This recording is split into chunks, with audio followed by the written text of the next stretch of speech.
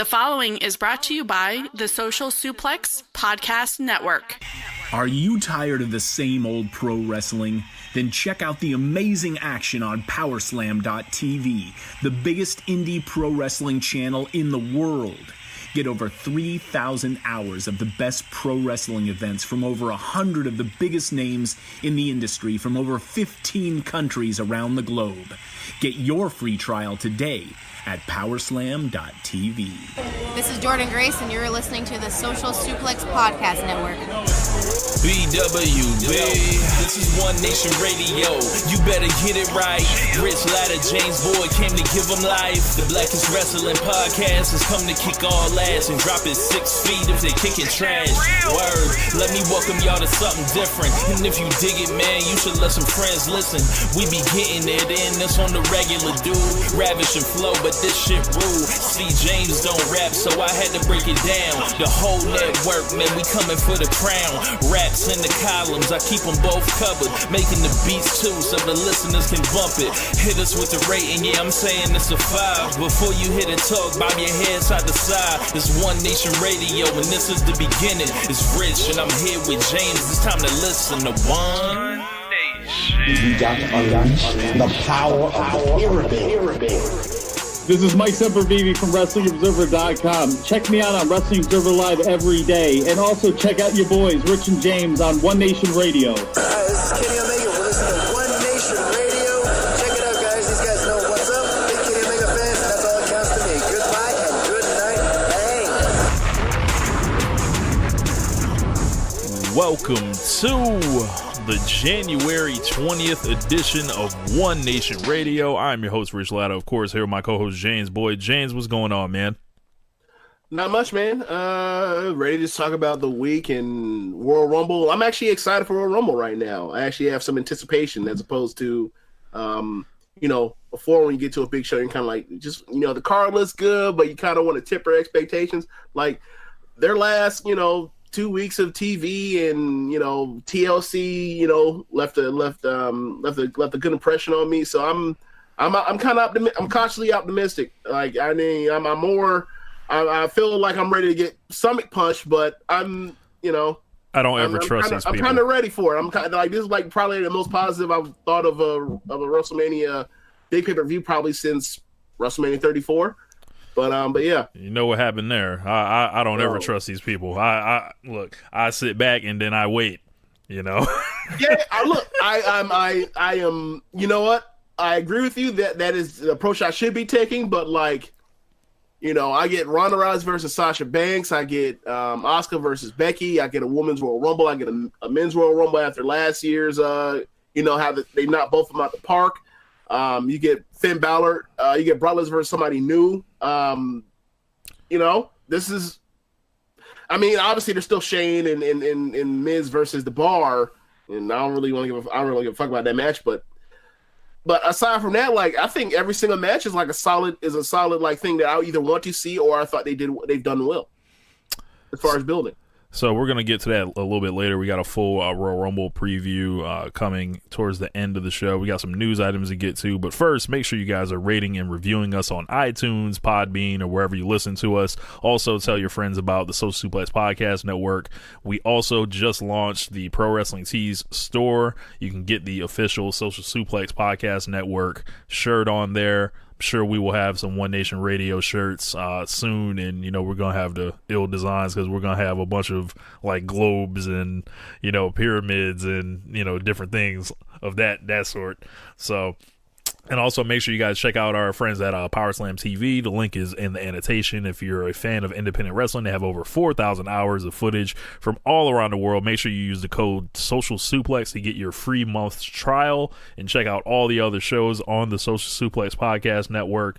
Not only One Nation Radio, but the Outsider's Edge, Keepin It Strong Style, Grown Men Watch This Shit, Wilfred Watches, the Omega Luke Podcast, and the Ricky and Clive Wrestling Show. So, yeah, lots of plugs and all that. Want to get that out the way in the beginning. But yeah, where should we begin, James? I got this list here written down in front of me. I think we got to start with the Revival, right? Yeah, I mean, let's go with the news and then we'll get to talking about Royal Rumble. Yeah. So it was reported that the Revival after their victory on Monday night, and they walked and requested their release in their gear from WWE. Not shocked. They fucked these guys a million times. They've just not known how to use them. They've continually beat them and beat them and beat them and made them look like geeks. They had them get their asses whooped on Raw 25 by a bunch of old timers.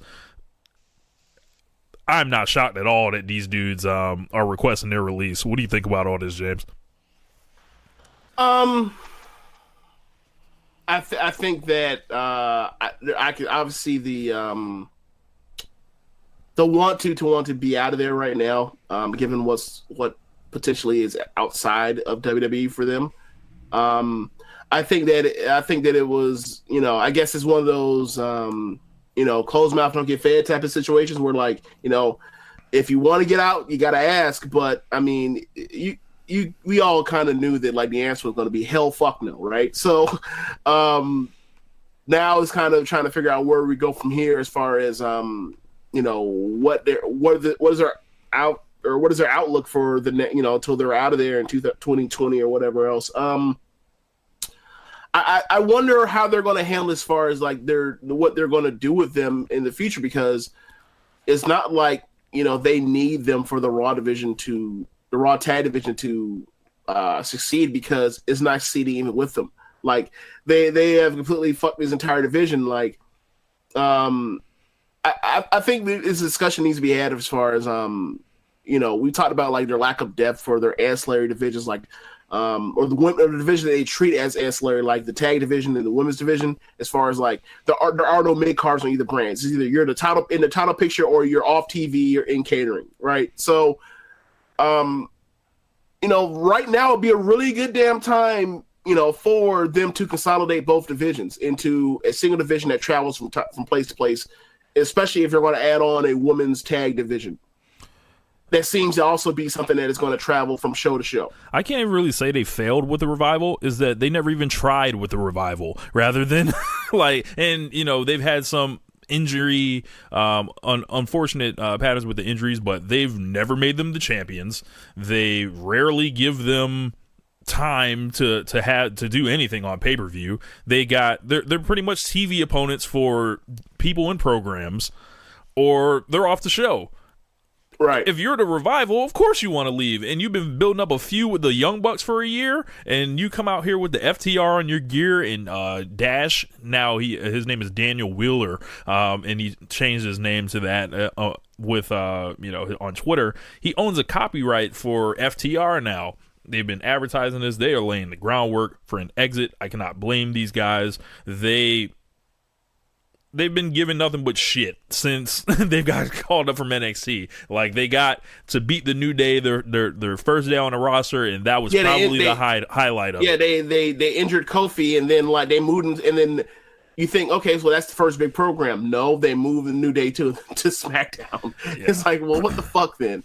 Like, are you trying to establish that they're, like, the new guard for that division? Cool, and then, like, okay, that's fine, but then, like, one of them gets hurt, and he's like, no, that sucks. And it's almost like they got hurt, and they were like, nope, we're done with this one. Like, we gave you something, and you fucked around, and now you're off TV, and, like, we're never going to do anything with you again.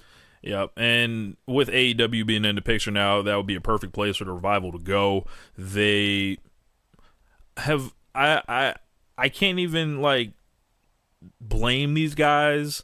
They're just another victim of the booking in this company.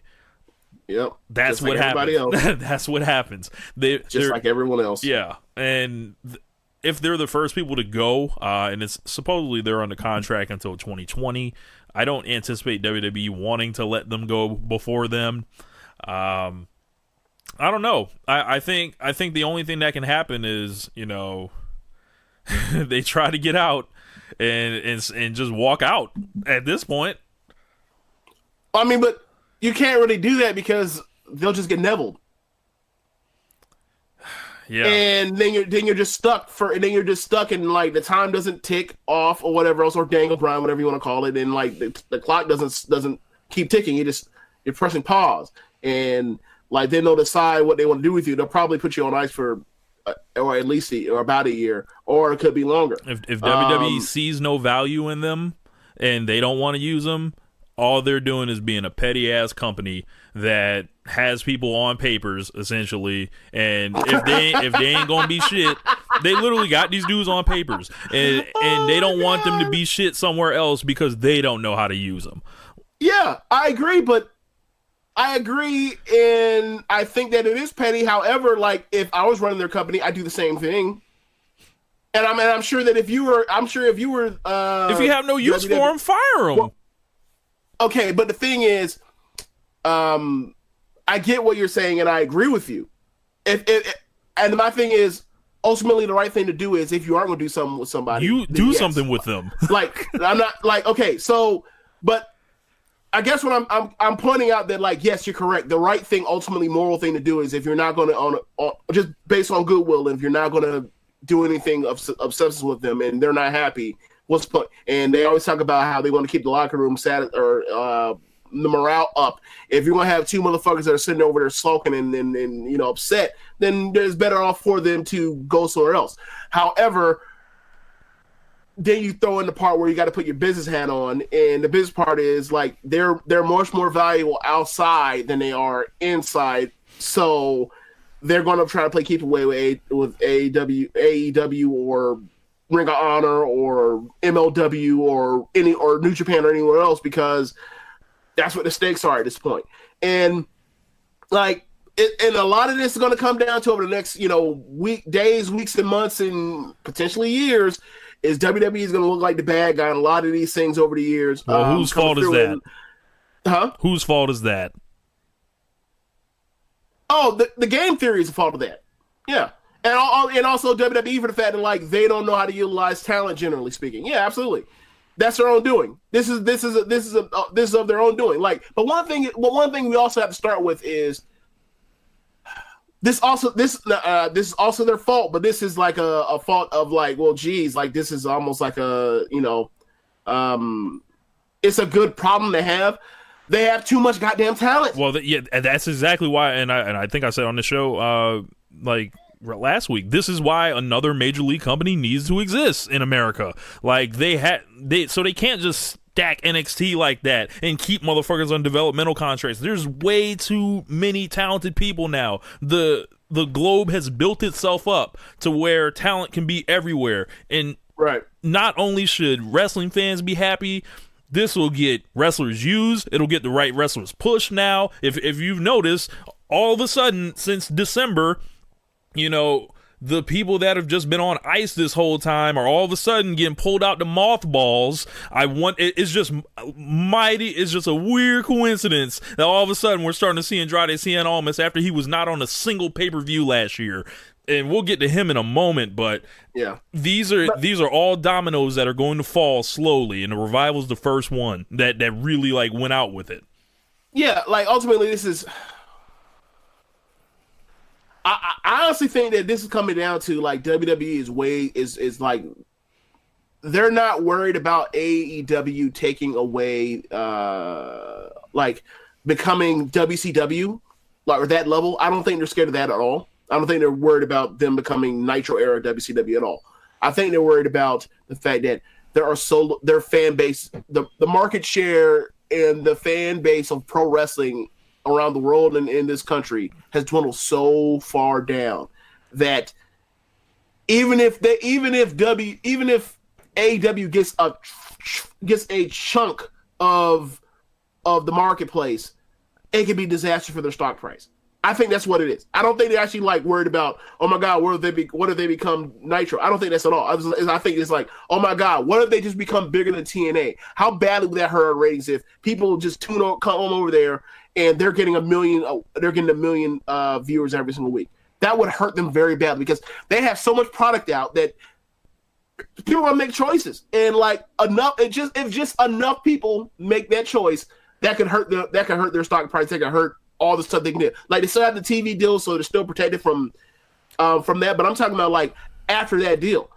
So I can see why they're just like, we just can't afford to give up. We can't afford to like give up 1% of the marketplace right now. Like they better move around. Yeah, that's why I think they're at right now, and they're thinking that's why they've tried to scoop up so many guys over the last 3 years. It's been ridiculous. And pretty much stash them, right? They're literally being stashed like foreigners in the NBA draft. Like the Spurs picking up a foreigner. Yes. Fuck. Yeah, we're gonna stash you in Europe, man. What the fuck? Like the Walter thing is like the ultimate. Like, okay, you want to be in WWE, and then think about what the process was 5 years ago compared to what Walter has right now. Yeah. Where, like, if you had a Walter level, not even that, let's go to 3 years ago with AJ. And if AJ said, like, yeah, man, we'll let you come to, I don't know, NXT, right? Or we'll let you come to WWE and, like, no TV or whatever else, and you don't have to travel, like, really far, they wouldn't go for that shit. Now Walter is like, all right, you want me to fly in somewhere, do a date? Yeah, I'll do it. I'm not going to travel. He's a special case, though. Be on the road for long times. No, not at all. And they were like, yeah, anything, just so we can get your teeth right so you don't go anywhere else. Yeah, he's a special case, too, but I see what you're saying.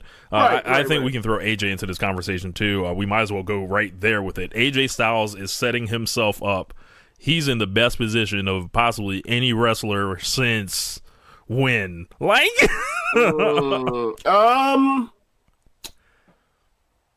I mean, I guess the answer has to be Lesnar, right? Like, aside from like what Kenny's about to do, and it looks like Kenny is headed to AEW. So the fact that AJ is already in WWE, right? But I think AJ can command more money on the open market than Kenny can. I don't. Why? I mean, one guy is a guy that he's one of the biggest stars in the world. The other guy is also that. Plus, has the domestic home front. Like, he's the number one merch guy in WWE. The other guy's is maybe the number one merch guy in New Japan, in Hot Topic or whatever. Like, I get what you're saying, but like, there's still a visibility level that Kenny just does not have. And he's 5 or 6 years younger. He could get to there, like, if he came to WWE for like a year or whatever else, like, he could get there, but like, there's still stepping stones away. Like, wherever he goes, he still has to, quote unquote, get himself over again, as opposed to AJ already been there, done that 3 years ago, or roughly 3 years ago. If you don't think Kenny Omega is gonna like already be on top in AEW or WWE, like I don't understand. Like like WWE would have to pay an arm and a leg to get, like, they would have to pay beyond an arm and a leg to get Omega from AEW at this point.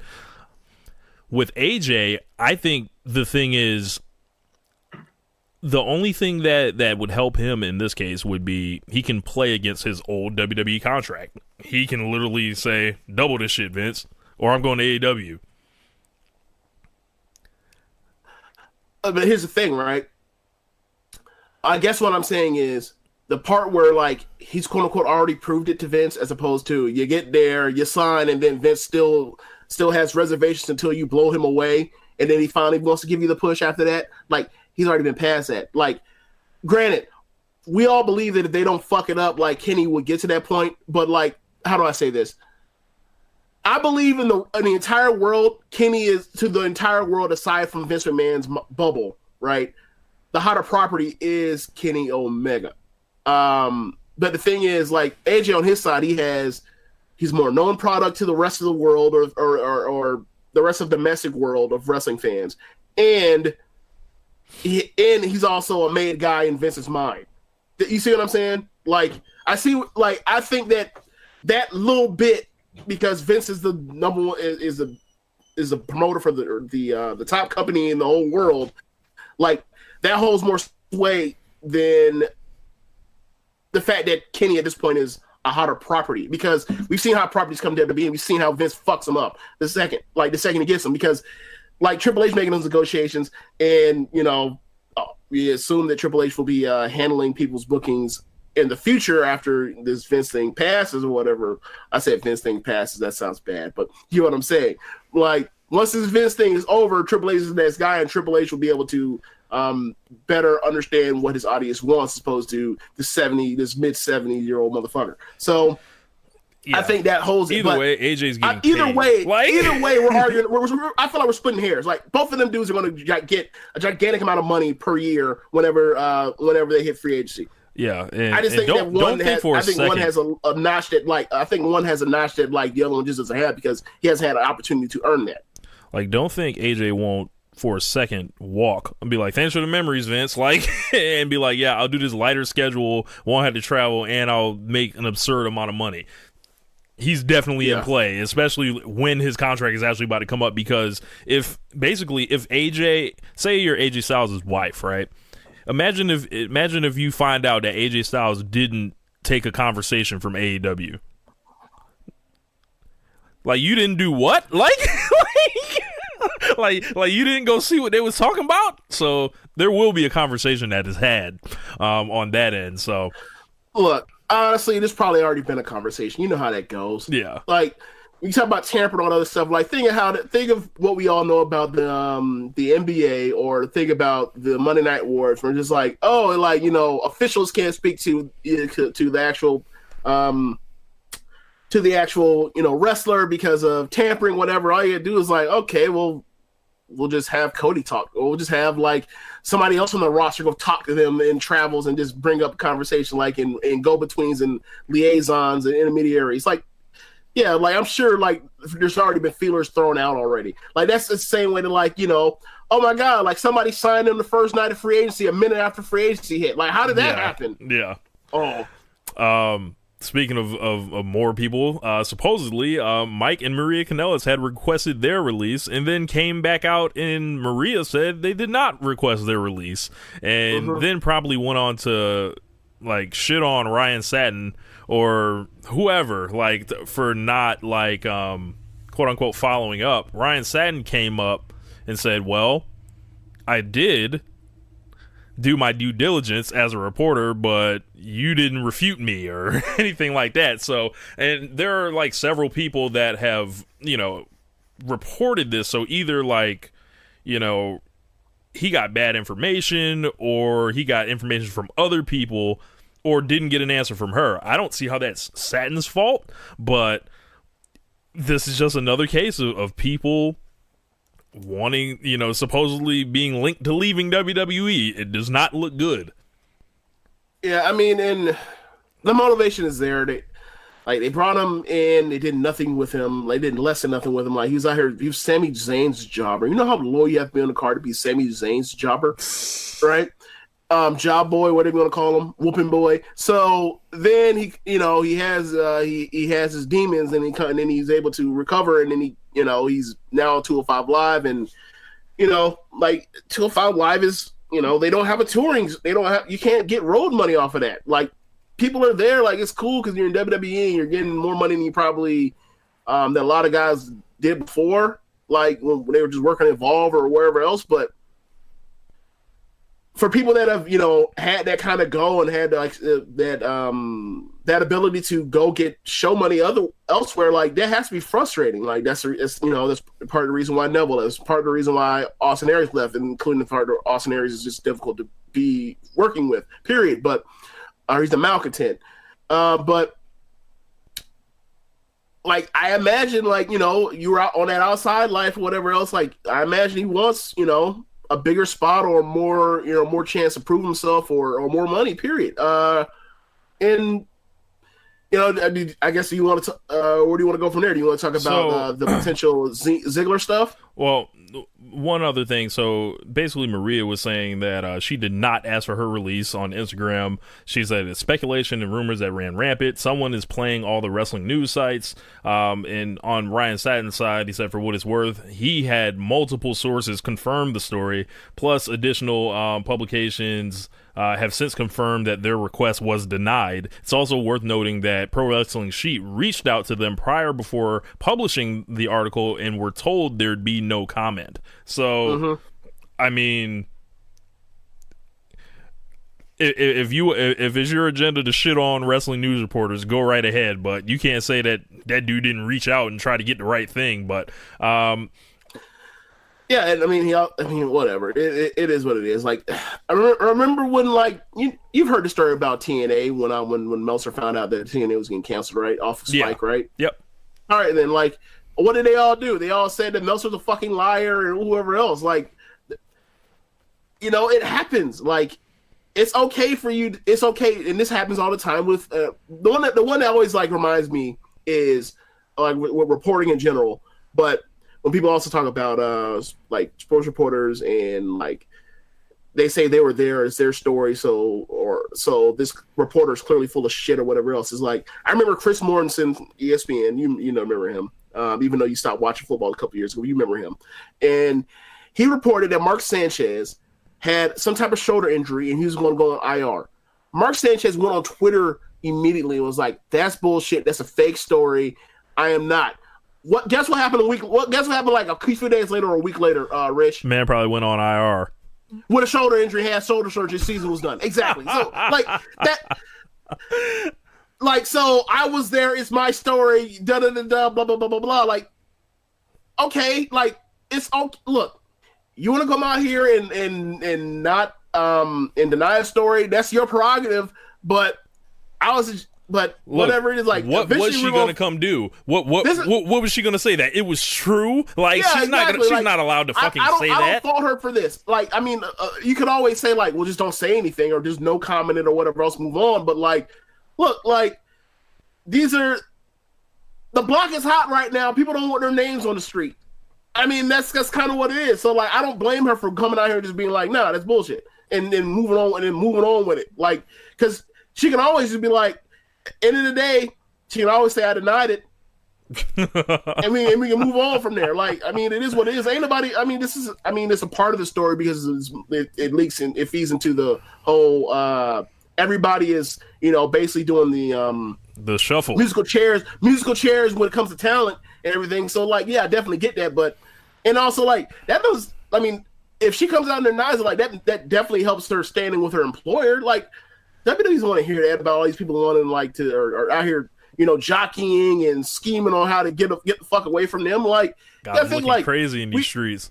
Yeah, it's like that these stories do not help WWE in a light as far as like they're the number one, and they're still number one. They'll be number one for at least a damn decade, right? And even then, I'll still imagine they'll still be on top. Like, I can imagine a scenario where a decade from now, WWE is not still number one. Like, I don't know what would have to happen, right? But that doesn't mean they want press and make them look like they're some second rate or people are like thinking they're not, you know, the only show in town. Like, they've done a lot of work over the past, I don't know, since 83? Like 36 years. Or 79. Like, they've done a ton of work. Or actually 83. They've done a ton of work to try to show you, like, to try to act like they're the only show in town. They don't want to hear these stories out there. Yeah. So you said Sasha Banks had got herself in something on Twitter and kind of implicated herself. Did you happen to have the quote on you, James? I am going to pull it up right now. Do you want to talk about Ziggler in the meantime right now? Sure. Dolph Ziggler has opened up a Pro Wrestling Tees store, which is not something that folks do when they're under contract with WWE. He's doing it under his real name along with his brother, Ryan Nemeth. So it's like the Nemeth brothers as a tandem. It's not a Nick Nemeth thing. It's something with his brother, and I don't know if how this thing all goes. We get another story every year about Dolph Ziggler's contract coming up, or he's being paid an astronomical amount of money, or he's, you know, frustrated with the company, and then I don't know what to make of all this. Like, could he leave? Sure. I think it's time for him to leave at this point, because he's literally the same guy and in the same position that he was when we first started back watching again, James, and that was 2011. He's in the middle of the mid-card, making people look better. This shouldn't be happening for like damn near a decade straight. Like, this is the move that, like, say he does leave, he does need to go holla at AEW. He does need to go holla at, like, the independent circuit, or he needs to, like, move on to other interests at this point. Like, because honestly, there's nothing else for Dolph Ziggler to do in WWE aside from be on top, which they're not going to do, or, like, have that man randomly start showing up to NXT events like he was Finn Balor or something, because him being in the middle of the mid-card, being linked with anybody, I don't want to see it. I don't want to see someone's first NXT call-up feud be Dolph Ziggler anymore. I'm fucking done with it. Like if they call up Matt Riddle and be like, yeah, and you stroll Dolph Ziggler's ass. I don't want to see it. It's been done, Chief. Like, Ziggler at this point, it would be in his best interest to see what's out there at this point, or think about laying it down. Yeah, I agree. And how old is Ziggler now? What, mid-30s, late 30s? He's like 37 or 38. Wow, he's a lot older than you think. Yeah, man, like, I remember when he signed the last deal, right? We was like, yeah, man, maybe he should have went out there and bet on himself the way that Cody did.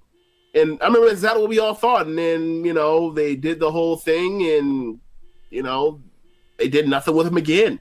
Like, after the Miz thing, they went right back to doing nothing with him again. And then they did that stupid Hill thing, and it was so bad. And then, he got some life was given to him with the McIntyre thing, but like we all knew what that was. He was literally a tool. He was literally a tool. And then in the storyline, what was he? A tool. Literally discarded. I used this man to get to a spot. Now I got to my spot. I'm done with you.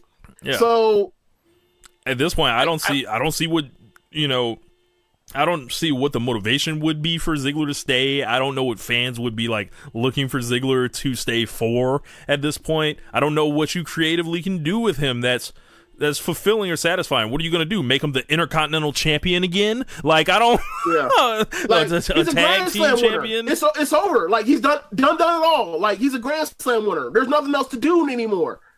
There's nothing else to do, Rich. Yes. Like, at this point...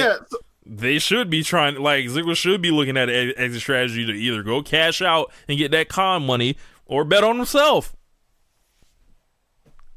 Or just have a job for life. Like, work backstage or something. Like, I don't... Yeah. Yeah. And, like, apparently there's talk about, like... I'm not saying Ziggler doesn't have value. Transition him to... Like, and there's also... Go ahead. Sorry. Yeah, there's also talk about him... and possibly getting transitioned to a producer's role. And it's like, if you're him, you're like, dude, y'all got Randy Orton still out here wrestling around here. What do you mean a fucking obviously he's never been the star of the Randy Orton. My point is still the same. It's like, we're roughly the same age. Like, we roughly have the same physique. So obviously he's bigger than me, but like, I'm still out here, like, doing house shows and shit. Randy Orton has like four or five fucking kids, and is like, not he only does like big house shows now. And who knows when he's on TV? And it's like, you kind of like, all right, man, this is where they look at you. This is how old you are. Like, there is no more potential. There is no more ceiling in this company. You've done you've maxed out on what you could do here. And you did that literally 2, 3, 4 years ago. It's time to move on. Like, it's time to go change the scenery. It's time. Like, this is what it's like. Like, imagine if there was no WCW and there was no place for Hacksaw Jim Duggan to go. There was no place for Randy Savage to go at a certain point. There was no place for literally half of the guys in the NWO. Like, when the next era is rolled around, it's like your stories have been told. Everything's been done with you. It's like, bounce, holla. Like, do you have that Sasha information? And I'm not saying I'm not saying Dolph Ziggler doesn't have value or anything. It's just what else can be done with him in WWE? There's a reason like wrestlers aren't meant to have long ass careers all at one place or whatever. Like, you only have a certain number of stories to tell, and then it's time for you, and then for the betterment of the show, it's time for you to transition and move on. And that's one of the reasons why, like, for example, you look at that whole entire, like, the OVW class with Orton and Lesnar and Batista and Cena, and Orton and Cena stayed around, and they're still around, relatively speaking, to this day. And while that happened, like, they never, that whole underclass of mid-carders, whether it was Miz or it was Cody or it was Ziggler, or was Wade that Barrett, whole like late the lost generation, that's Chad calls it. Like, there's a reason why like those people never got over this place. It's like, we have to keep pushing these guys, and it's understandable that you want to see push these guys, but like, there's only so many interesting stories you can tell, and like, all their stories were done on the mid card. They weren't done on the biggest stage or second on the semi-main. They were done like as mid-card guys. So like, that's where you look at these people. That's where they were. They were career mid-carders. And like, luckily Cody said, enough of this. I need to get myself out of here to be actually tell, Kenny versus Cody versus Ibushi. Like, there was stuff to do the Young Bucks stuff and like cause dissension and cause chaos. Like, he's way more than he ever was in WWE while he was doing the Doctor Doom shit or being in Legacy or whatever else. And honestly, I think that Ziggler's more talented than Cody. He's a better worker in the ring. Like he probably isn't. I don't know about as far as coming up with a character that can be compelling. But like, I feel like in a vacuum, he's a better talker than Cody was. Like, he might not be as good an actor as Cody, but like the point still stands. Like, he's more athletic. He's a better wrestler. He's a better talker in a vacuum. He could have went out there and betted himself. But like, I feel like, you know, how much of this comes down to just comfort. And if that's what he wants, fine. He's gonna get paid, right? They're gonna pay him a shit ton not to leave, but it's a whole bunch of easy money. But you know, his character has always been the guy that thinks he's the best, and he has this ambition, and he's never been able to. He keeps cracking his head on the fucking ceiling, and he has. Like, if that's the character, and you feel like, you know, if any bit of that is real, then you feel like, all right, here's your chance now. Put your money where your promos have been for the past, I don't know, ever since I fucking first seen you in 2000, whenever. Yeah.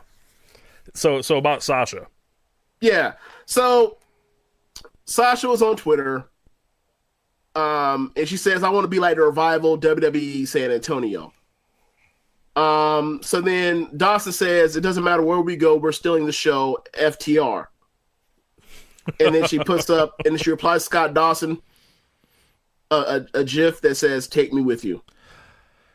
I would love nothing more than to see Sasha Banks in All Elite Wrestling.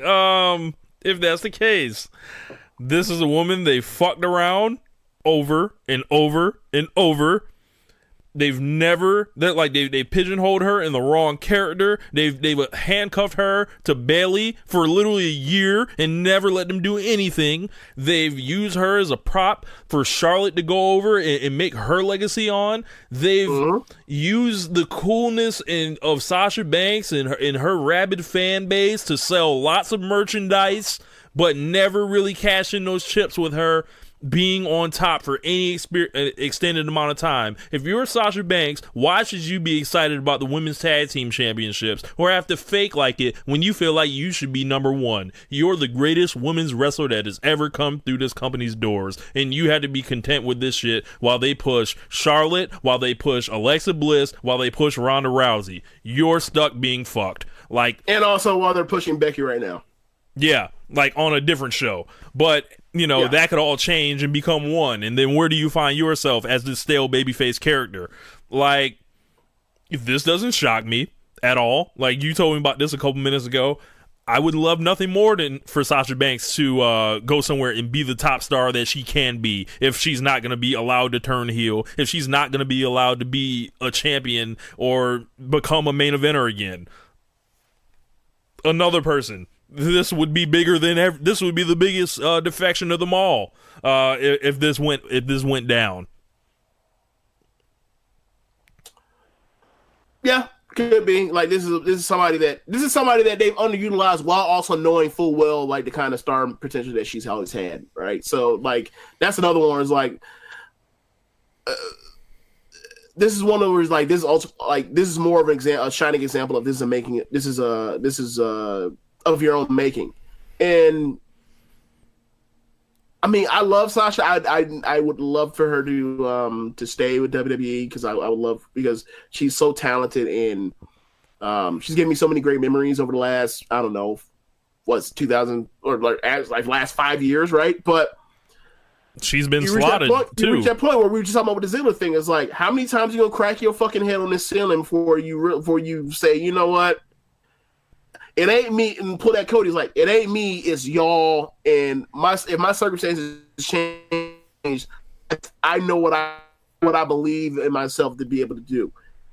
So, and look, and we talked about this just the other week about how bad that Nia match ended up, because like she's like, she has that confidence of like, look, I know I'm the bomb. I'm going to come out here. We're going to have, and we're going to put the difficulty setting to 10, and we're trying to have ourselves a great match. And if the match goes and tears apart, look, I know I'm dope. You fucked up. You can't keep up, and you need to get on my level. And if it goes bad, look, everybody else knows my track record. They know. Look, everybody know me. It's you, and you got to deal with the fact that it's fucked up, because I know how dope I am. So wouldn't shock me. So at all. yeah, if it comes down to that with her. You know, I would love for her to stay in WWE, and I would love for them to pull their hands out their ass and fix this. But they have booked so many people so bad that, like, if we start going one by one and this can literally be everybody. Fixed, like there's some people need to be fixed, and ultimately they're never going to be able to fix everybody, right? And also, there's so much talent that, like, they have so much of a loaded roster that, like, it's unrealistic for them to be able to book everybody correctly all the time. And that's why we talk about, like, that's why you get rid of 50-50 booking. You start slotting people and beat people or whatever else. And you know what? You get what you can out of people, and then you move on and you transition. Hopefully they'll come back so they can, like, recharge as opposed to just sitting there just getting stale, not really doing anything to keep their name hot because you're just sitting there and catering, getting beat on, or doing stupid shit because there's nothing. We want to put you on TV because we've realized that you're out of spot, but we also really don't want to do anything with you. And that's the situation Sasha's in. Like, she's stuck in that perfect, like, she had to wrestle the Riot Squad like 17 times last year. Yeah, like, and then she did it this week too. Or I'm sorry, Bayley did it this week too. Like, good God. And it's not, you can't, and it wasn't even a feud, they just had matches. Just mindless matches. Yep. It was no story behind it. It was just something to do because, like, they pretty much killed off any type of love for anyone on the main roster on Raw besides Ronda on Raw. And, like, they need to figure out that, like, in order to elevate a star, you need multiple stars, and that one top star needs to more times than not beat the other stars. Like, you thought that you kind of figured that they figured this out when they had, you know, Daniel Bryan, Orton, Punk, and they had John Cena beating all of them, right? But now it's just like we're not even concerned about getting these people that are going to ultimately just be the Chief J Strongbone to the Bruno level. Like, they're not even concerned about trying to build any Chief J Strongbones to be safeguard to where, like, this is how you know someone is ready for a title shot. Nah, or whatever they just else. pull whoever out the mothballs. They win a number one contenders match, and then it's like, oh, this is just the TV show that this is who's going to be on the show these next couple weeks. Right, and there's no bill for a title challenger. Like, Sasha, they put her eyes for roughly a full year, and out of nowhere she just wins them. Like, Ronda picks her, she wins a match, and because she won one match, she's supposed to be considered, like, hot enough or whatever else. And, like, in theory, if you do the 50-50 booking, that's what this whole thing is supposed to be, to where you can just pull somebody out of mothballs and just ready to, you know, shake them off, wipe some dust off them, and they be ready to go into the picture. But, like, the only people that believe in this shit is them, and, like, they don't believe in wins and losses, and now their crowd, like, nothing matters. So why should the crowd care about anything? Yep. And if Sasha wants to go somewhere where wins and losses matter, and you could be a star, go to AEW. You know what I would love to see? I would love to see her, like, what is she doing at WoW? What is she doing at Stardom doing a tour? Like, you know, also that would be to see her just run through the indies for like 6 months or whatever before signing somewhere. The Sasha awesome. Banks World Tour. Like, so she does have a match with her and Bayley against Ronda and Natalya on Monday night. That should be interesting. Hopefully, Sasha and Ronda can get physical with each other at some point during the match. Right. So my question for you is this, right? Who knows what they do for the finish? But is there any finish that should be that should be done besides Sasha taps out Natty? They could do Ronda submitting Bayley, and making Sasha watch, but Sasha needs so basically like torture Bayley. Yeah. Or or Sasha has to get that win over Natalya, and I think Sasha needs all the wins that she can right now. Sasha needs to cut a promo. She needs to get a win. Like, she needs to do a bunch of this stuff because it's like almost over already because like she's not winning at the Royal Rumble, and then after she doesn't win, she's literally back in the fucking mothballs again, or excuse me, she's competing for the tag team titles. But the idea of this thing should be, we build her up, or I mean, it's only 2 weeks ago, but like the idea should have been, we're building up Sasha to have get over by losing to Ronda, and then be able to transition that into having some life in her for her and Bayley to Elimination Chamber to win these titles. That should be the idea. But But we'll see how this goes, and so far I don't think it's gotten to that point yet. But there's still more weeks between that and Elimination Chamber. Like we'll see how it goes. We'll really know like once we get to Royal Rumble. I really feel like it's like I expect the worst. So yeah. I'll blame you. So Andrade Cien Almas was in the news for a couple other things this week besides his awesome match with Rey Mysterio. They're running it back, 2 out of 3 falls match this week. Kind of concerned there. I wish this was on a pay-per-view without commercials and everything like that. But he's also telling his homeboys, Rush and his brother, Dragon Lee. Who? Rush. Who? Oh, Roosh. Yeah, there you go. That's the one. Wow. So Roosh and Dragon Lee those guys are brothers, and obviously they're linked with Almas. And Almas is telling them WWE is not what it's cracked up to be. I'm not shocked. Look what they did with this guy for the whole year and had no clue how to use him. And, there were reports that he was unhappy at a certain point. And, what else is Almas supposed to tell his homeboys he been down with since day one? Like, yeah, come over here and come get left and catering like me. This is where it's at. You'll love this. Right. Yeah, like that's what we talk about when it comes to like WWE and relationships, and also in regards to what they're up against right now, potentially with AEW, and like there's being a bidding wars going on between talents, and like relationships matter. And if you look at what they've done with Andrade on the main roster, like it started out slow in NXT.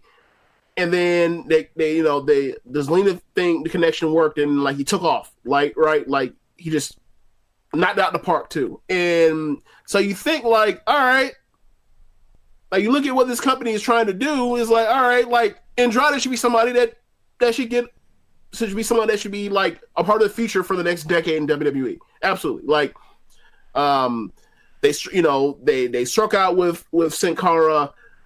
And a lot of that isn't, and most of that is not their fault, right? Like, it just didn't work out. Yeah, it didn't work.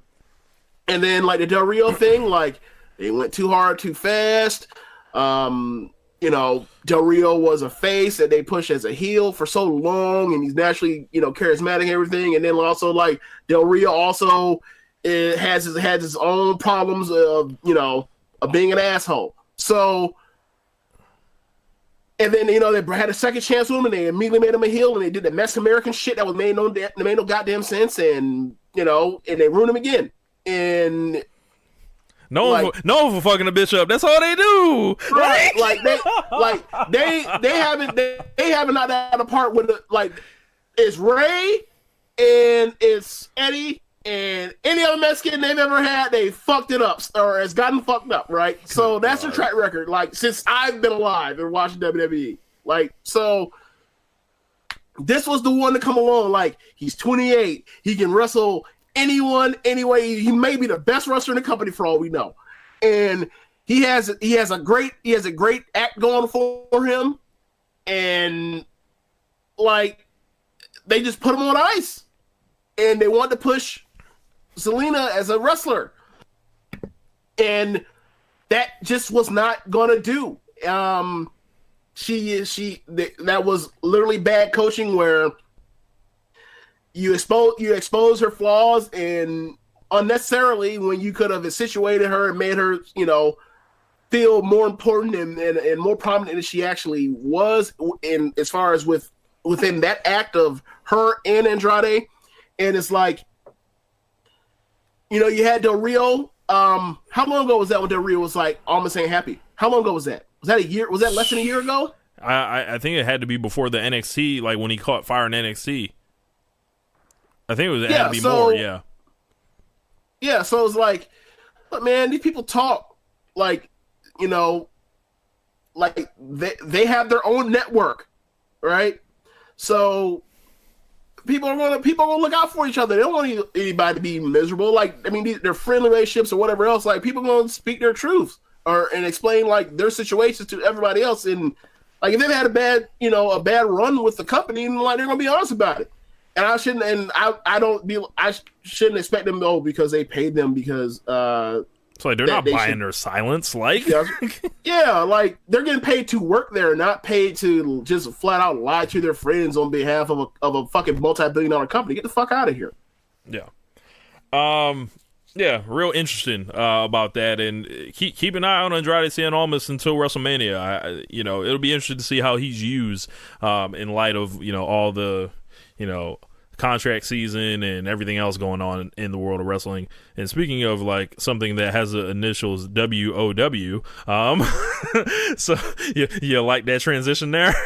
So James watched the WOW show. Apparently I did not.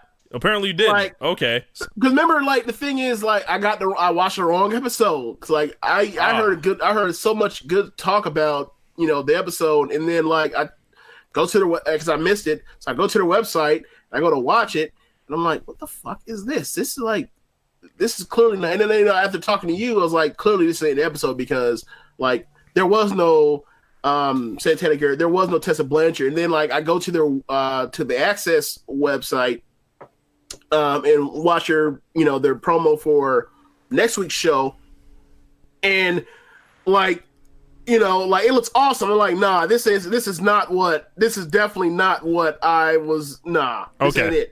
So whenever James watches that first episode, we'll come back and talk about that. Yeah. But also the Young Bucks were in the news recently. They were randomly just showing up at different independent promotions, Bar Wrestling in Southern California, which is Joey Ryan's promotion. I believe Cody and Hangman were there as well.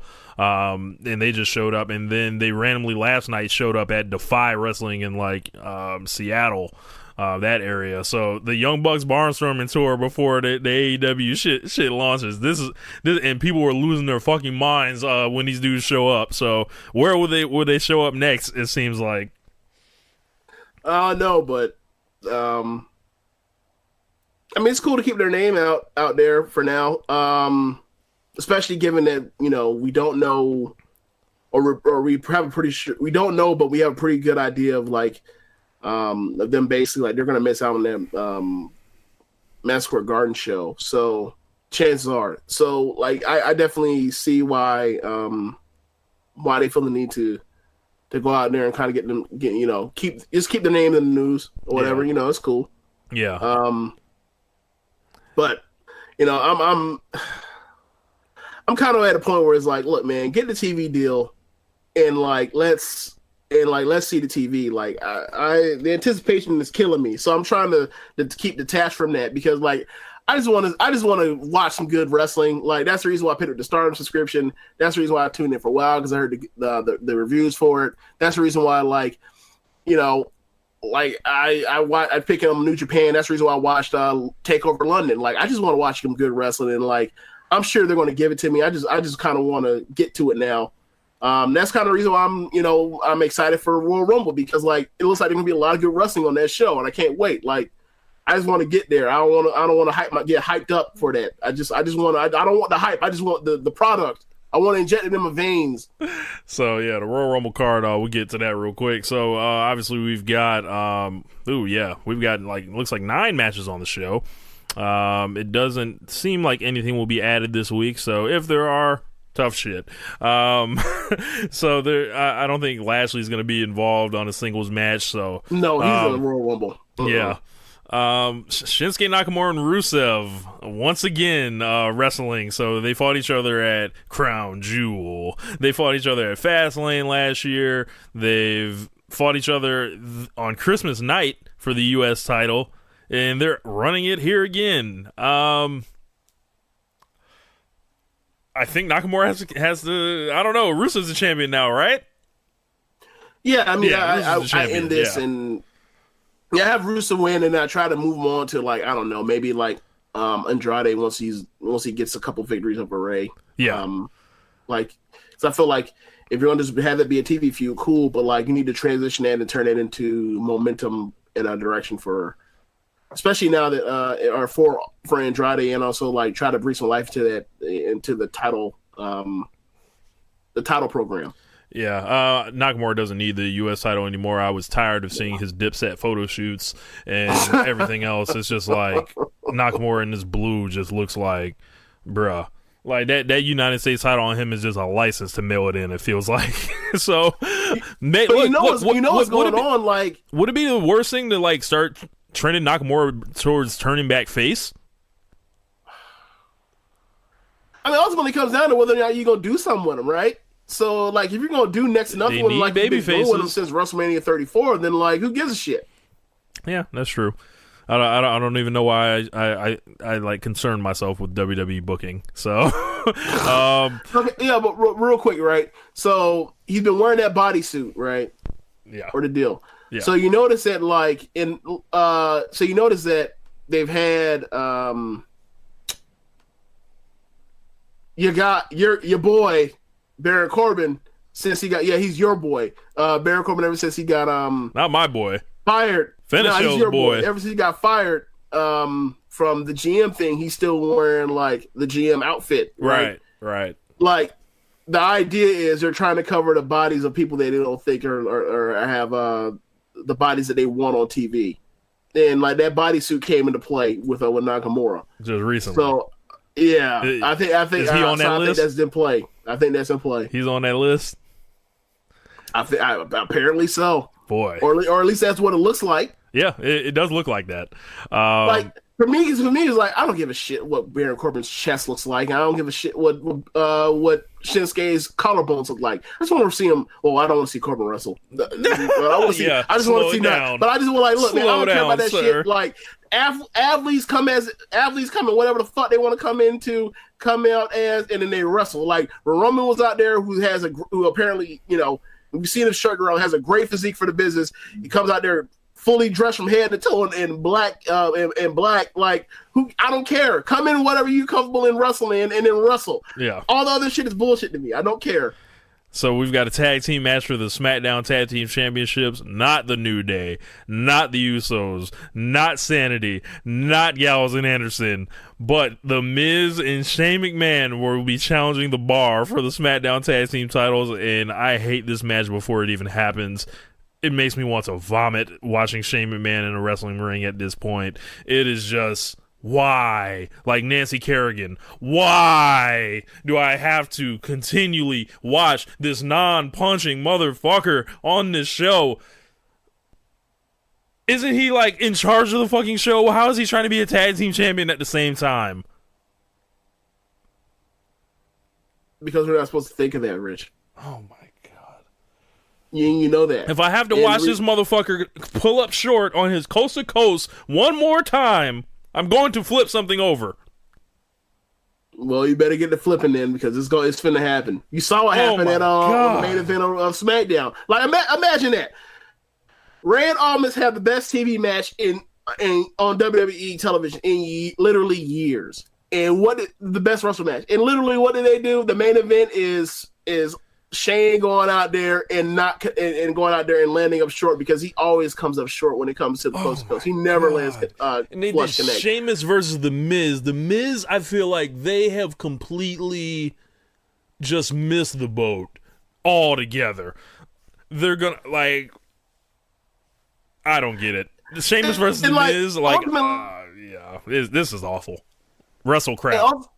And ultimately, we think, it's not that bad. But ultimately, what we think is going on, it's not that bad. Like it's not it's not Judy Bagwell on a pole. It's not, but it's still. But it is something like I have no interest in seeing. None. None. And I think the thing is like, okay, so what's the plan? Like Miz is gonna screw him over and sticks a knife in his back. Like we all see this come from a million miles away. Like. Like he's clearly being a phony, and he's going to screw that dude, and it's going to lead to a WrestleMania match. It's like, who the fuck would want to see Shane versus Miz? Bruh, the Shane and Miz punches, the combined punching power in that match. Oh my god! But it's not even look, punch. It's not even power. Like Miz, the style, combined punching styles of Miz and Shane McMahon. They couldn't bust a grape in a fruit fight. Like Yeah, like Miz looks like punches look like it wouldn't bruise fruit, right? And then like Shane's punches all look shitty, but he actually is potatoing people. Yeah, well, it's like, okay, great. And then they're gonna expect somebody to go out there and grab a hold and the work the catch as catch can style, right? Bruh, is this a case where WWE thinks that The Miz versus Shane McMahon will be a big match at WrestleMania? No, it's just no. You know what it is? It's time, Rich. It's finally time. It's time for Shane McMahon to beat somebody. It's time for Shane to finally beat somebody. And what do we have to do? We have the Ice Miz for roughly 6 months, so we can do it. Oh my God, poor Miz. Poor Miz. Oh man. Singles match for the Raw Women's Championship: Ronda Rousey versus Sasha Banks. It should be a good match. I expect this match to be very good. I bet Sasha's just been scratching her arms to get back on pay-per-view. Can't wait to see the gear. The gear will be immaculate. Interested to see what Rousey's gear looks like, because maybe her being in the match, maybe Sasha gives her the plug with what's his name? I don't know, Mizake or whatever his name is, but it's really not hard. I hope they define these, like, I think they're trying to push Sasha as close to that edge as possible without turning her. It'll be interesting to see how the match plays out. Of course, I'm predicting an armbar finish for Ronda, because Ronda Rousey is not allowed to lose even in fake sports. But I think it's gonna be good. I think it's gonna be really good. Yeah, same here. I wonder. Like, the story needs... I wonder how they're going to tell the story to where Sasha can actually... Like, what they're going to do in this match to where Sasha slaps on the bank statement and, like, people actually buy into it actually being the finish. Like, they're going to have to do a lot of work in that match to get people to believe that, like, Sasha can actually put her away with her finish. Because, like, it is what it is. Like, they pushed her like she's a damn son, and, like, everybody else in the division are, just... planets orbiting around her, right?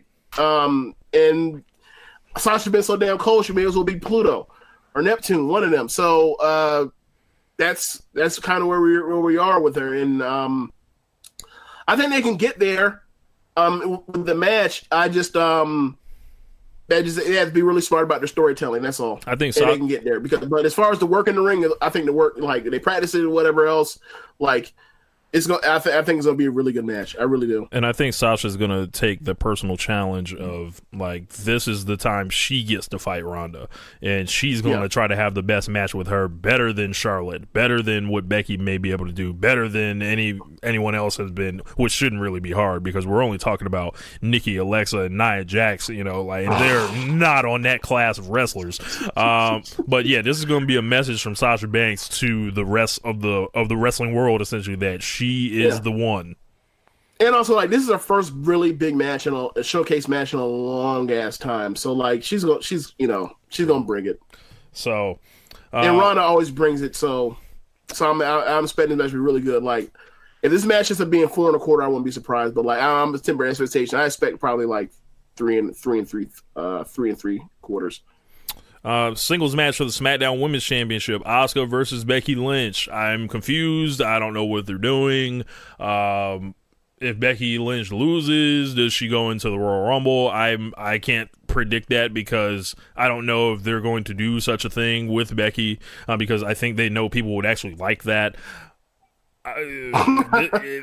This is weird, because it's like, I would rather her be in the Royal Rumble match and then do the storytelling there than have her in the title match of the Royal Rumble, because if she doesn't beat Asuka, I guess we're just rolling this shit over more. Yeah. I think we were talking off air or whatever about, the potential of there being they consolidate, they get rid of the brand split in some way, some fashion. And I think one of the ways they could do it is Becky wants her title back. Charlotte, of course, wins the Rumble because it's Charlotte. And she's dope, but it's just like they're shoehorning this shit.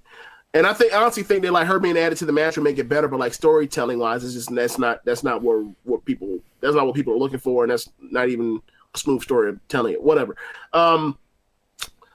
So I think that Becky wins the title, Charlotte wins the Rumble, Ronda defends her title, and then Charlotte is picking and choosing between whoever else, or is picking between which option. Does she finally get vengeance on Becky, or does she, try to prove that she's not just a hothead, lost her temper because she can't handle getting beat anymore against Ronda.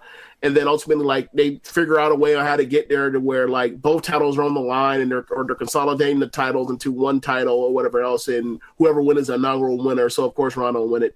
I think that's what's at play. Especially when you throw in, like, you think about the tag titles or the women's tag titles, and like, there's no way they can do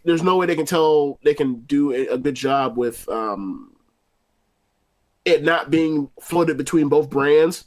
And also, you think about the brand split, or now you think about SmackDown moving to Fox in the fall.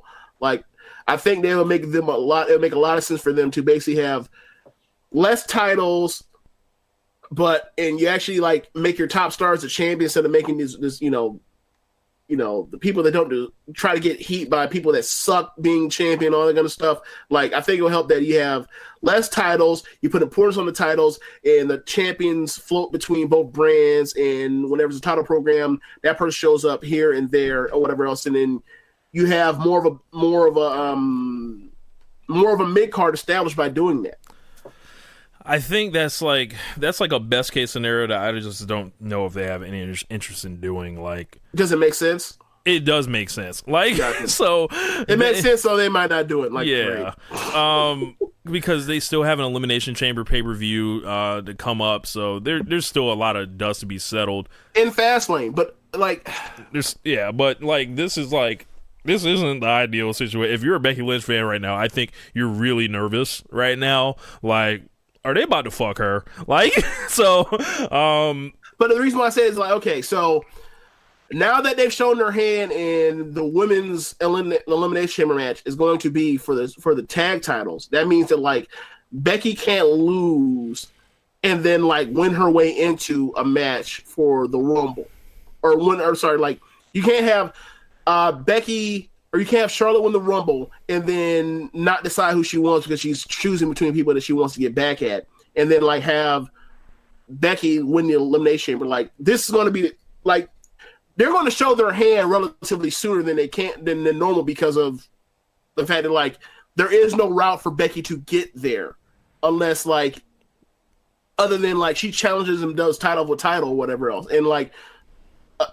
Or throws her claim on like, look, there's nobody else in the SmackDown division. You two are the best. I want to beat both your ass on the same night. Like, that's the only way they can really like get this three-way thing going. Maybe the thing is Becky wins the belt, then she wins a rematch the next month with Asuka, and it's just like poor Asuka at this point. But Rich, there are no rematches. I forgot about that. Rematches. I forgot about that.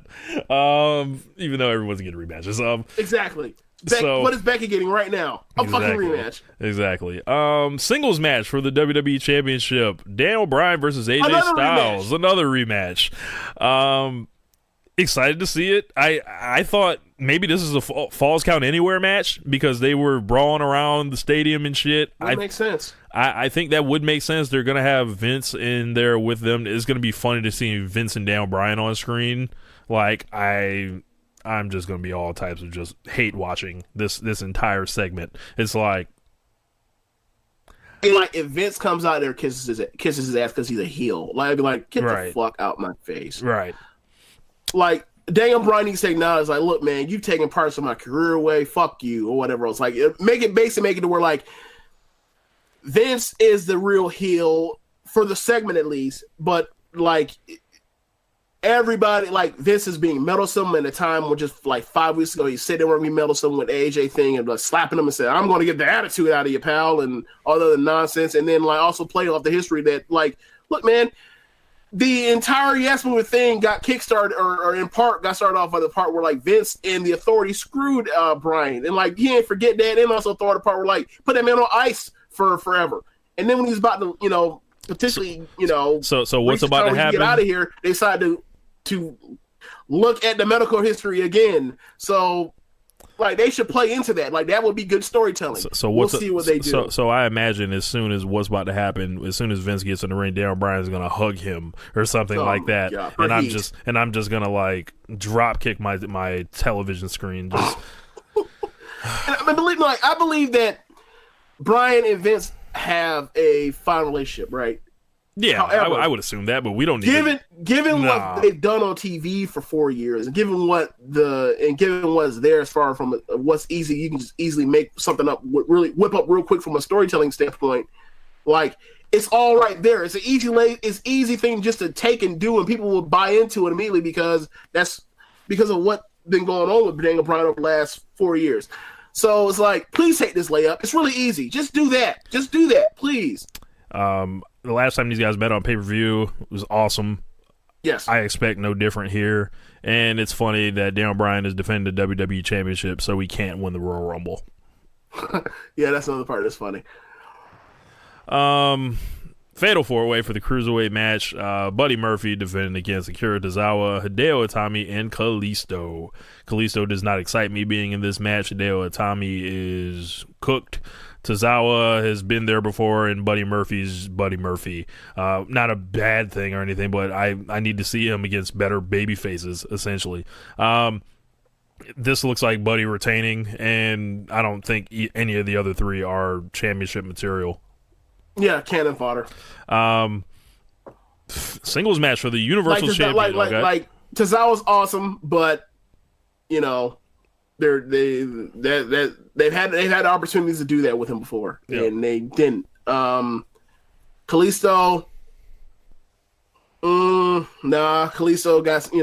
Kalisto had a shot.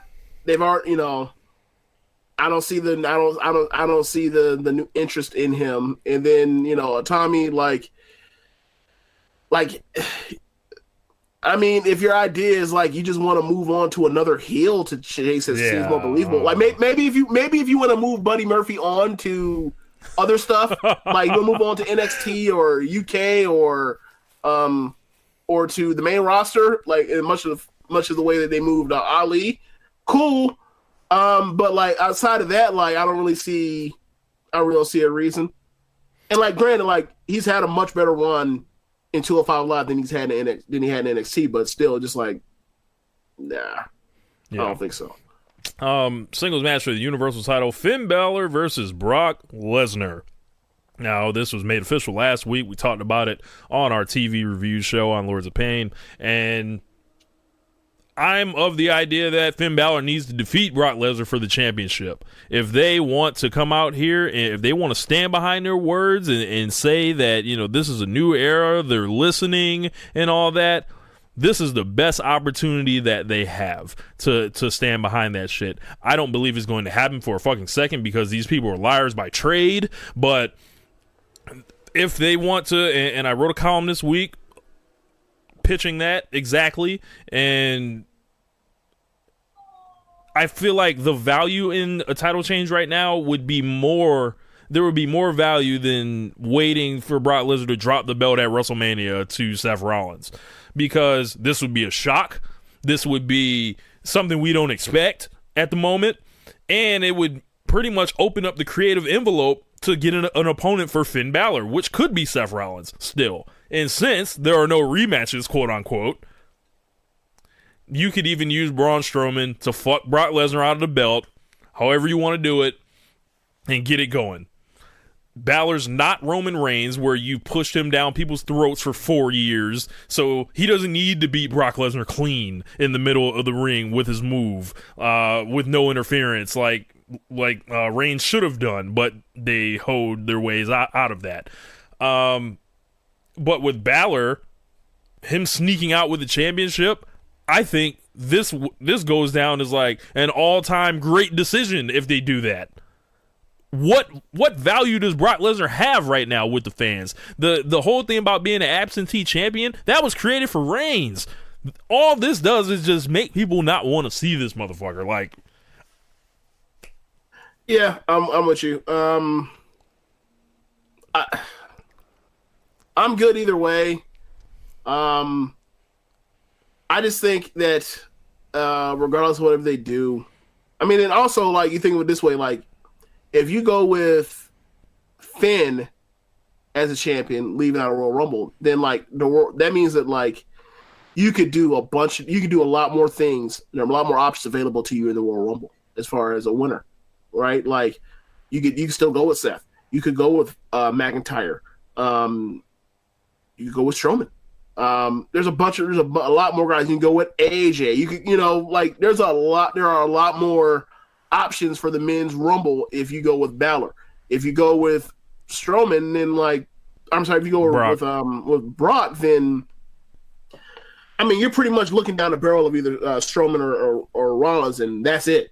And honestly, I don't trust Vince at this point to get either one of them over hot enough for a quote unquote for the top title for WrestleMania against Brock. Like it'll be lackluster. They'll be out there lacking, just like how they had Roman like a plate of piss going into WrestleMania last year. And then there's no reason to believe that either one of them will actually beat him, right? Other than like what our ideas are on his potential UFC thing, but it's like. How many times are we gonna get fooled by the UFC thing and thinking like this is time for him to leave, and then he fucks around and he wins again. So, and man, like, I'm off the Lesnar thing. Like he had a great match with Bryan at Survivor Series, but like I kind of need the top champion WWE to give me more than just one fucking good match a year or two a year. I kind of need that to be like a regular occurrence thing. I kind of need the belt to be there, so like the fucking show of Raw has a goddamn point.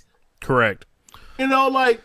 And that Universal title has been booty for its entire history. Literally. Like, there's been no redeeming point of the championship. You had Kevin Owens sneaking out the back door with the championship. You had Goldberg never successfully defend the title once. You had Brock Lesnar disappearing into the fucking ether with it for multiple times a year. You've had him having all these bad matches in the process. I mean, and then, like, when Roman got it, Roman was immediately thrust into a Shield feud. Right. So he couldn't even defend the fucking thing. Yeah. Like, this belt needs serious rehab, and they can do it with Finn Balor. It's been happening. The push has been that's why he went over Drew McIntyre at TLC. It's why he didn't lose anything in the month of December. It's why he's been getting his music hit during all these saves with the JYD principle. He's the one doing the saving, essentially. Like, instead of getting saved. They had him go over John Cena clean. They had him get endorsed and all that stuff. They had Vince coming out there and saying he doesn't believe in him and he's too small, which is like a telltale sign that they're about to push this guy to the moon. Now, I'm expecting Brock Lesnar to beat this man with one F5, but yeah, Finn Balor should be winning the championship here, and if they are dead serious about competing in the modern day marketplace of what's about to take over professional wrestling, they need to strap their fucking belt on Finn Balor, because he's a guy that they fucked up and never gave a chance to, and people are still with him. They're not booing him, and that makes a certain segment of motherfuckers mad, but deal with it. Like, they're not booing this guy. This guy has the juice. Just fucking do it. Like, and also, you can compete. For somebody at this spot, consider just relatively speaking, like, he has a lot less damage on him. There is no, they didn't stupidly put Daniel Bryan in a fucking 15 Rumble on him. Like, like they didn't have him go out there in a fucking blood feud, start with a lockup, and just leave a bad taste in his mouth with one of those things. Like, like they didn't have him look like a bitch feeling sorry for himself, like Triple H, right? Like they done a lot of. They didn't have him like go out there and rip a fucking limo door off and then be shooken by a fucking mid 70-year-old man. Yeah. Right. So like that's like there is, and it didn't beat him over and over and over again in big spots. Right. So. Like, there's a lot less damage on him compared to the other guys that they fucked up left and right on Raw. This is a perfect time for a title change. If there's ever a time for someone to quote unquote get over by losing, or to breathe new life by starting a new era, you're right. You're absolutely right. But we'll see where this goes. And like my question is, we all expect him to lose, but if he loses, where does he go for Rumble or go for WrestleMania? Hell. You think they tell him to go fuck off after losing? I mean, well, Dean Ambrose, and that's like right next to hell. The way Ambrose has been going, like, oh my god, bro. So, I really think hold on, wait. So what you're saying is he loses at Royal Rumble, and then at this WrestleMania, he in theory wins the title that he should have won. In theory, last year, if he just showed up wearing paint. Well, no, because Ambrose is the champion. Why does everybody have to come back full circle from when you look a year ago? Be like, look where they had a year ago. Like we talk about Dean Ambrose. No, but Ambrose not the champion. Like it was. Remember, he lost the belt to Bobby Lashley. Back. Oh, okay. Like, they ain't finna have no damn Bobby Lashley champion for a long time. Fuck out of here. Yeah, your mind. Bobby Lashley fucking sucks on WWE. In this run, he's been horrible. He's been like, you argue he's one of the 5 worst things that has been like consistently pushed on TV over the last year, over the last calendar year. Abysmal, right? He's abysmal. Yeah, if Finn Balor, if he doesn't, beat Brock here, I don't know what happens to him. like, look, Daniel Bryan, I don't know what happens to him, and he's the WWE champion right now. Hey, better one, #1 merch on the company. What the fuck is he doing in WrestleMania? We have no idea. Yeah. So look, this is do or die for AJ Styles and Daniel Bryan. That's kind of the reason. That's kind of the reason why, like, I have so much intrigue for this Rumble coming up because, like, it's the road to WrestleMania, as we always know. But like, there are so many machinations, so many people that that feel like they're spots, and then like because of the torn pec with Triple H, there's like it seems like there's going to be more room on the card because we can get this motherfucker have to have a 25-minute match. Plus video package, plus entrance, which is so like that gives 45 us minutes, half hour to 40 minutes to do more stuff with people that are actually going to be wrestling for you every fucking week on TV. What a shocker! So like, we don't know what the situation with Undertaker is. He may not come back. How embarrassing that shit is. Like, who knows? Come on, man. Undertaker come back to get a check. Like, you could have him out there, like, they'll fuck around and have him go over Finn Balor, like, at WrestleMania. Oh my God. Have you heard to talk about they might do the rematch, Cena and Undertaker? Oh, my God. They can go straight to hell if they might. That is horrible. I don't want to see it. It's kind of, yeah. Nothing. I want no parts of it. None. Yeah. Like, I mean... None. I mean, I don't want to see it either. I don't want to see Cena versus Lars either. But fuck, like, we're gonna have to figure this out. Like, the only thing we know for sure is like, who do we know for sure on the everyday roster is going to have a high profile match? We pretty much know that Ronda Rousey, Charlotte, and Becky are going to have a high profile match because they're going to be wrestling each other. We know that like Seth Rollins is going to be doing something because, of course, everybody else. We have no idea. Yeah, like they literally they could be an Andre the Giant Battle Royal or like fighting for a belt or in a big match. Like they. Oh, yeah, pretty much it. Like you can't like pick anybody. Be like, oh yeah, for sure, I can chart a line of success for them. Shinsuke Nakamura wrestled for the WWE title last year at the show. He might not be on the card this year. Oh yeah, he's gonna be in that Battle Royal. Oh that man's gonna be out here wrestling for the Andre. Oh my God. Who else? Baron Corbin, Bobby Lashley, Elias, Samoa Joe, Mustafa, think about this. Orton. How many people are there? Are there even 8 guys making more money off WWE than like what we think Ray is making? No. Or 8 people, let me take away guys, people, like including Rousey, right? Like, are there even 8 people that we think are making as much money like annually as Ray is, right? I think Ray's getting a really good deal. Right. So Ray is, for all we know, Ray's gonna be on the Battle Royal too. What the fuck are y'all doing? I guess there's no real way to preview a Royal Rumble match, so I guess the women. Talking about winners? The women's match has Charlotte written all over it. What about the final? Hold on. There's only 2. There are only 2 acceptable answers for who can win that fucking Rumble. Charlotte and Becky. Anybody else wins, they might have to send in the National Guard. Like, seriously, like, what this has 2015 Rumble written all over. Not as far as like it can be the fucking disaster and terribly booked and poorly executed. I mean, as far as like, there's only two answers. Don't fuck this up. Like, there are only two answers. That's it. Two. Bruh, and I'm not 100% convinced that Becky Lynch will be in the Rumble. So, yeah, and if that's the case, if that's their strategy, and they gonna send Charlotte out there, they expect her to get booed. This is what I will say, right? This is what I will say. If you're gonna have Charlotte win, what you damn well better do is have Becky have her match first and win. Because if Becky loses, then everybody in the world will look.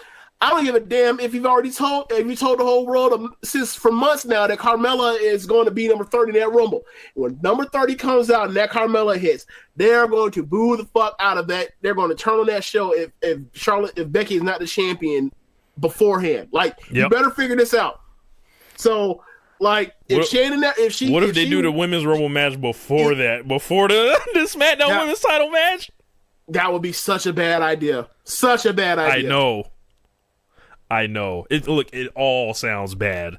Like, there are nothing but bad endings for them if they don't do the right thing. And they'll be like, I don't understand. I don't know what y'all fans want. Motherfucker, we have told you. Motherfucker, people have told you this for months. Like, we told you what was ahead for months. So don't act surprised. Like, you didn't know it and didn't expect this. You better look. Even the 2015 Rumble, like, they did everything because they knew what they were up against. They knew it. They knew that's why they brought The Rock out there. That's why they had him fighting behind them fucking giants. That's why at the end they had Rusev out there hiding so Roman could throw him out at the end. He could quote unquote win it for himself. And the endorsement with Rock, like, they knew it. It still didn't work. This one, I better damn well watch this layout of this match and know that, like, if this is not, if Becky's not in this thing, like, and Becky's not the champion already earlier in the night, that they know that, like, there was actually proof that they actually were trying and they were aware of what was ahead of them. Because if not, they finna get it. And best believe y'all do not want to miss One Nation Radio. when that shit happens, I am ready to go off. As far as the men's Royal Rumble, I think you're looking at the dude with the beard, with the black beard, with the long black hair. He'll win. Which one? Roman coming back? Look. Strowman, oh God, Rollins, McIntyre, any of them fit that thing. But I mean, how much have you heard about Roman Reigns? I haven't heard anything about Roman Reigns. I heard that there's pictures of him out and he looks smaller. That's it. Okay. Let's just say nothing will shock me. That sounds really leading. Like, you already have an idea of what you want to say, but you're withholding. Yeah. Whatever. He comes back, fine. Like, great. Like, at least I know he's healthy. That's really more I'm more concerned about anything else. Like, as long as that dude's healthy, because, like, we've given him a lot of shit, but most of that is not his fault because WWE doesn't know how to book for shit. So, hopefully this time around they don't fuck up a guy coming back from surviving cancer. Hopefully they don't fuck up a cancer survivor. Hopefully. We hope that they won't fuck that up whenever he does eventually come back, if he comes back. So, whatever. I feel like it would be irresponsible if we didn't bring up Roman as a possible winner here. So, I mean, I thought about this like, a few months ago. Like, maybe he, who knows how severe anything else. They said they caught it early or whatever else, and whatever. Like, I would, one thing, whatever it is, regardless of if and whatever comes back. You know what I don't want to see from Roman Reigns? What? Him fighting Brock Lesnar. I never want to see that ever again. Ever. Not ever. No. Ever. Not do it. Don't do it. I don't give a damn if it's WrestleMania 36 or whatever else. Like, Roman comes back, have him beat Finn Balor at WrestleMania. Just don't do this. Don't do this Brock shit no more. I'm just off it. Like, quit it. Fucked it up. Like, quit it. Yeah, all it's gonna do is remind people of how badly you booked this fucking guy before, and it's gonna bring up a bunch of other stuff, and they might fuck around and boo the whole thing again. So no. Yeah. Don't do it. Unbelievable. So the Royal Rumble takes place next week. We will have a post show out after the Royal Rumble, I believe. We've got... That's what a post show means. Yep. So, yeah, man, there's your Royal Rumble preview. It looks like I don't do the whole on paper thing after WrestleMania 34.